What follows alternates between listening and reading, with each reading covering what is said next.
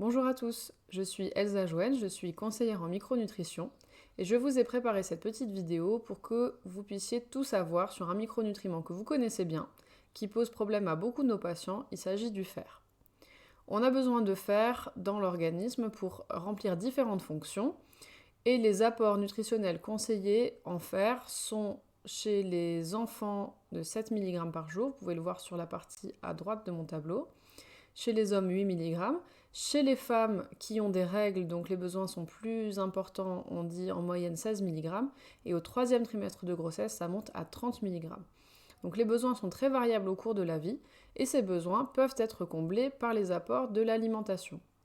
On connaît tous les aliments riches en fer, on sait que quand on est carencé en fer, souvent on nous conseille de manger du boudin noir, tout simplement parce que c'est une charcuterie qui est faite à base de sang, et c'est dans le sang qu'on trouve le plus de fer. Dans le sang, donc dans les aliments contenant du fer qui sont de source animale, que ce soit le boudin ou même les viandes, toutes les viandes rouges qui contiennent du sang, le fer sera présent sous deux formes, la forme héminique qui est la forme la mieux absorbée et la forme non héminique qui est beaucoup moins bien absorbée. Donc vous pouvez voir sur mes images, le boudin noir contient 6,4 mg de fer pour 100 g d'aliments, ce fer étant donc pas mal absorbable puisqu'il est composé de fer héminique et non héminique.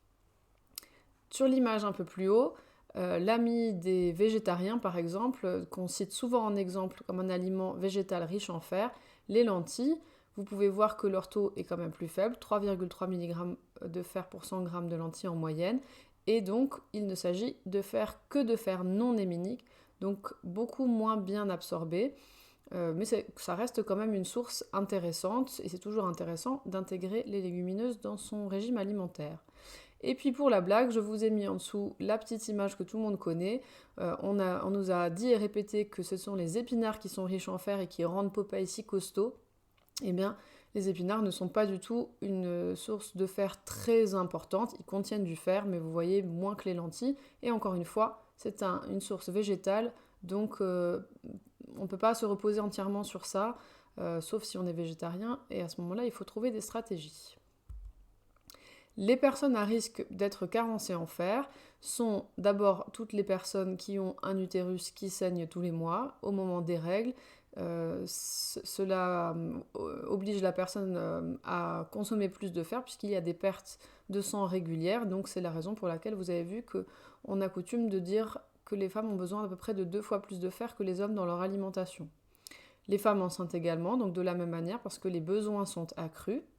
Mais également, on va retrouver dans la pratique clinique courante souvent les enfants qui peuvent être carencés en fer parce qu'ils mangent moins de viande que les adultes et d'ailleurs ils ne doivent pas manger trop de viande, donc c'est normal.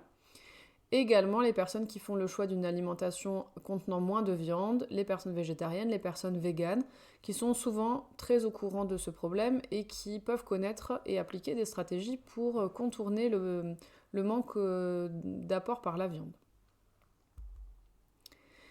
Quand on n'a pas suffisamment de fer, on va avoir des symptômes. Alors au début, on n'a pas forcément des symptômes, c'est la définition d'un déficit en micronutriments. Vous pouvez avoir un déficit de fer et donc ne pas forcément présenter de symptômes visibles, mais avoir quand même des fonctions qui sont perturbées. Le fer participe à de nombreuses fonctions dans l'organisme, de nombreuses réactions chimiques, biochimiques, donc on en a besoin pour faire pas mal de choses et on ne se rend pas toujours compte qu'on n'a pas un taux optimal.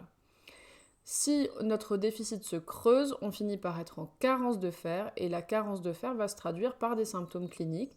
On va retrouver le plus classiquement la perte des cheveux, la pâleur, la fatigue et souvent aussi une vulnérabilité immunitaire, c'est-à-dire que vous pouvez être plus facilement malade, attraper tous les virus qui traînent, avoir du mal à vous défendre au niveau immunitaire. Donc si vous avez ces symptômes, il ne faut pas hésiter à consulter votre médecin pour faire une analyse et observer votre taux de fer, vos réserves de fer et voir s'il faut les corriger.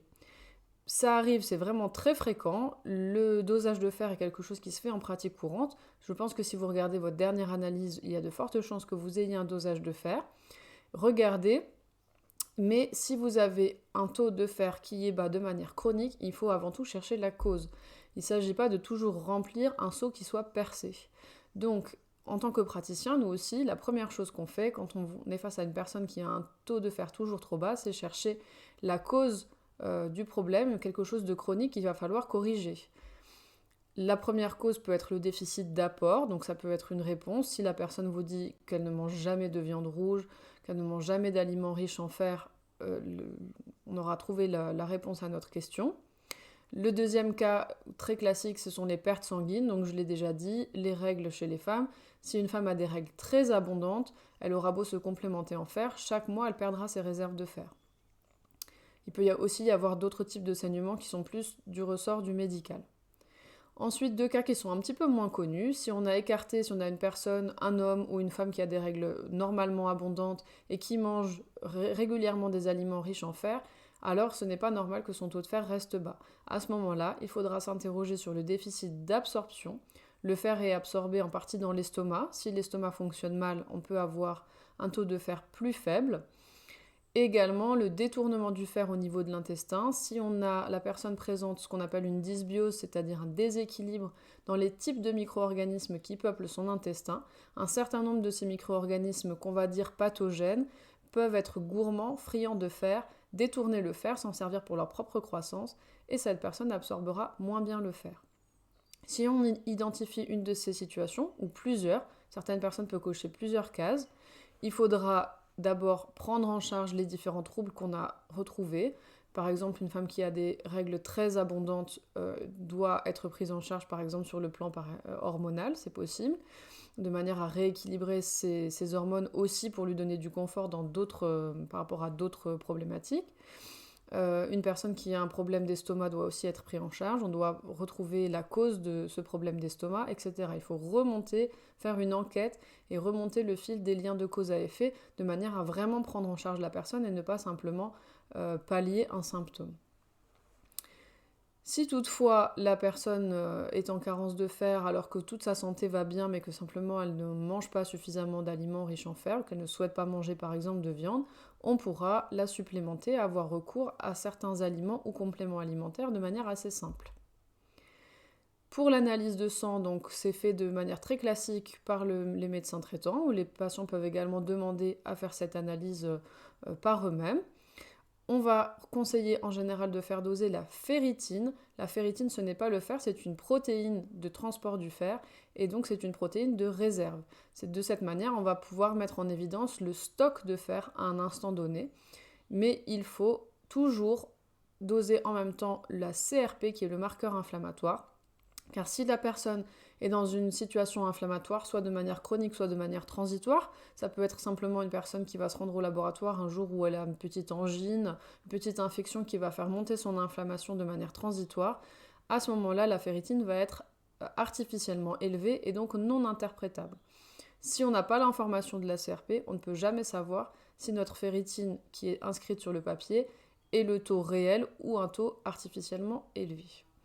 Le taux idéal se situe autour de 70 microgrammes par litre. Vous serez peut-être surpris si vous avez les fiches de vos analyses de ces dernières années.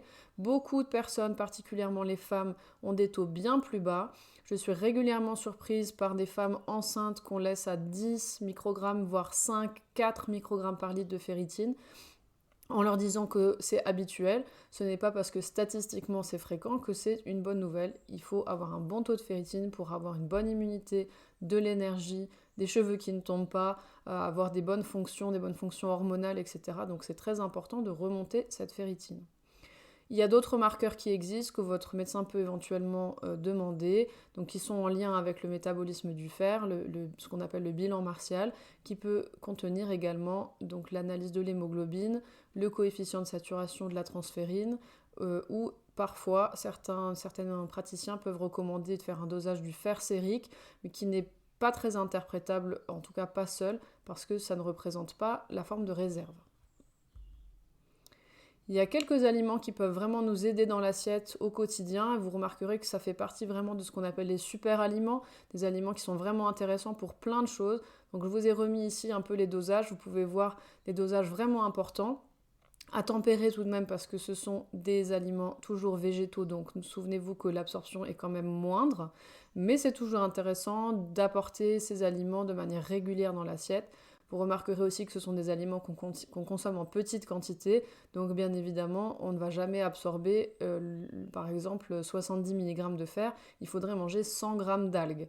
Donc on ne va pas manger ça en une seule fois, mais on peut régulièrement utiliser ces ingrédients dans la cuisine de tous les jours pour apporter une assiette plus dense en micronutriments, que ce soit le fer et d'autres micronutriments. Donc vous avez les algues qui contiennent, selon les espèces, plus ou moins de fer. C'est une moyenne 70 mg par 100 g, mais ça peut monter même plus haut. En deuxième position, la spiruline, qui est très connue pour ses apports en fer qui sont riches, 28 mg par 100 g. La spiruline, c'est une algue d'eau douce, enfin c'est un organisme unicellulaire qui vit en eau douce. Donc les personnes qui sont allergiques aux crustacés, etc. peuvent le consommer, ce n'est pas un produit de la mer.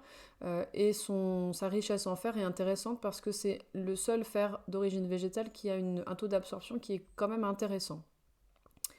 Ensuite, la levure alimentaire à 18 mg, le cacao à 13 mg, les graines de chia 7,7 et les graines de lin 5,7.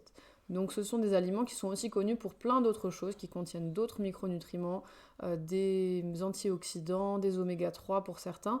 Donc n'hésitez pas à les mettre régulièrement dans vos assiettes. Et puis il faut savoir que l'absorption du fer, en tout cas l'absorption du fer non héminique, donc l'absorption du fer végétal, va varier en fonction des aliments qui sont consommés au cours du même repas. Donc ça peut être intéressant d'utiliser ces connaissances pour jouer en votre faveur. La vitamine C améliore l'absorption du fer végétal. Donc vous pouvez amener par exemple un fruit ou un légume cru riche en vitamine C juste au moment du repas qui va être riche en fer végétal. On peut également conseiller de consommer un complément carrément de vitamine C naturel avec un bon dosage au moment du repas. La lactofermentation également potentialise l'absorption du fer végétal, donc vous pouvez amener dans vos assiettes également des légumes lactofermentés comme le kimchi ou d'autres types de légumes, des boissons lactofermentées, des sauces lactofermentées. C'est très intéressant, ça amène aussi des probiotiques. En revanche, il est connu que le thé, le café et les produits laitiers font diminuer l'absorption du fer, je précise bien au cours du même repas. Donc ce n'est pas interdit de boire du thé et du café, mais essayez de les éloigner des repas riches en fer ou de votre prise de compléments alimentaires en fer. Pour les compléments alimentaires, je vous conseille toujours de passer par un professionnel, de consulter une personne formée en micronutrition en santé fonctionnelle. Si vous avez déjà un complément en fer conseillé par un professionnel, assurez-vous qu'il s'agit bien d'un fer sous la forme chélatée, donc sous la forme bisglycinate, qui est beaucoup mieux toléré au niveau intestinal et beaucoup mieux absorbé.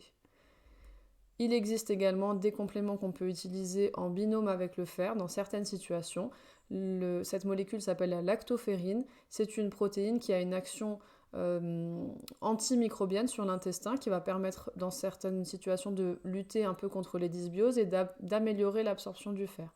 C'est quelque chose qu'on peut utiliser chez une personne par exemple qui a une dysbiose ou une candidose avec un taux de fer bas et qu'on veut complémenter. Mais bien entendu, il faudra aussi prendre en charge le problème de fond. Voilà, ce sont les informations, les grandes lignes au sujet du fer pour que vous soyez informés sur tout ce qu'il y a à savoir au niveau de l'assiette. Si vous avez un souci chronique, si vous avez des symptômes qui vous embêtent, si vous vous posez des questions, je vous invite bien sûr comme toujours à contacter un professionnel formé en micronutrition, en santé fonctionnelle et à vous faire suivre de manière individuelle pour avoir le meilleur suivi possible.